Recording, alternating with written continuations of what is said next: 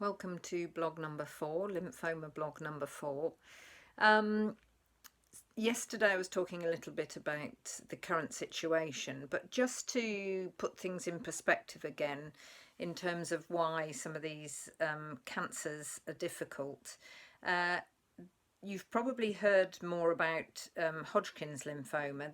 That's one that tends to affect younger people. And then there are a whole load of non-Hodgkin's lymphomas, 30 different types, some of which are rarer than others and some of which are more dangerous than others. The diffuse B-cell lymphoma that I mentioned in blog 1, which was the one that was causing me problems, and thank goodness it did, in the sense that we wouldn't have known it was going on if it hadn't caused me extreme pain, was diffuse B-cell lymphoma. And that can be very dangerous because it also has something that they call extranodal sites. So in addition to wherever your tumour might be or whatever, it can live on in different parts of the body, and mine was in my bone marrow, and bone marrow regenerates, so I was in a very lucky position. But unfortunately it can also lodge itself in your spinal cord or your brain, and should that happen, then the prognosis generally is not so good. So I just wanted to clarify some of that. And other types of, let me just have a look here: diffuse large B-cell lymphoma, anaplastic large cell lymphoma, Burkitt lymphoma, lymphoblastic lymphoma, mantle cell lymphoma, peripheral T-cell lymphoma, and then it says indolent lymphomas include follicular lymphoma, so mine's indolent, meaning not aggressive, cutaneous T-cell lymphoma, lymphoplasmacytic lymphoma, marginal zone B-cell lymphoma, MALT lymphoma, small cell lymphocytic lymphoma. I hope you're making notes. Yeah, so it's complicated. So I had one that was in the first category, aggressive, which was due to having one in the second category, which is non-aggressive.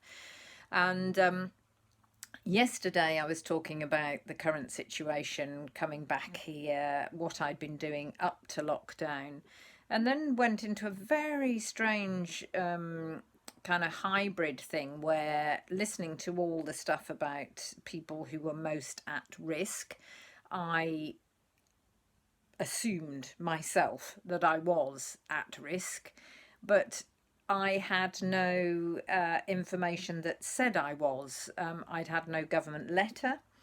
I couldn't, because of that, get on any shopping deliveries, which sounds like a small thing, but when you think you're in danger, you don't want to go out into supermarkets and stuff like that.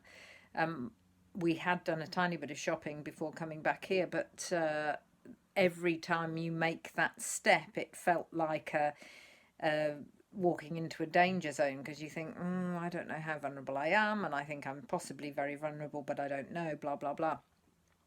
The long and the short was that it took 5 weeks for the NHS to send through a letter. So I felt very lucky that my village friends, some of whom actually I'd never met before, stepped up to do the shopping, all shopping, anything that we wanted. And even now, were I to ask, I know that people would get us what we needed. I managed, despite the fact that Riverford organic veg boxes were inundated. I'd been a regular customer, I just didn't order regularly, if that makes sense, because of being a musician who was away all the time. So I sent them a pleading letter saying, look, I'm in this vulnerable category. I've been a loyal customer for how many years, and yet I can't get an order. And they sent me a very kind email back saying, right, what you need to do is go on this website at this time of day, and then you need to order regularly, and then everything will be smooth. So that happened. So I had vegetables, that was good. And then eventually one of the supermarkets said, you are on the vulnerable list, we can get you into, we can get you an order. And the the irony was that the one who came through with that was Waitrose. Oh, Waitrose, lovely. High-end shopping for women with lymphoma, or woman with lymphoma. So that's good, apart from being organised about it. It took a major headache away in terms of what do I do to look after myself, but also it confirmed what I had suspected, that not only am I considered at risk, I'm considered high risk. So that put quite a perspective on things, and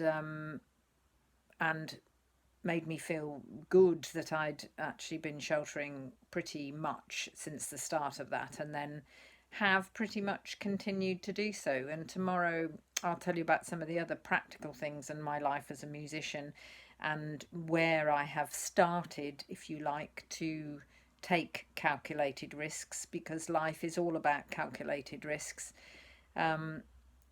in the light of the information you have and in the light of how you are as a person, as I am with cancer. So we'll talk a bit more about that tomorrow. Sorry about the stutter there.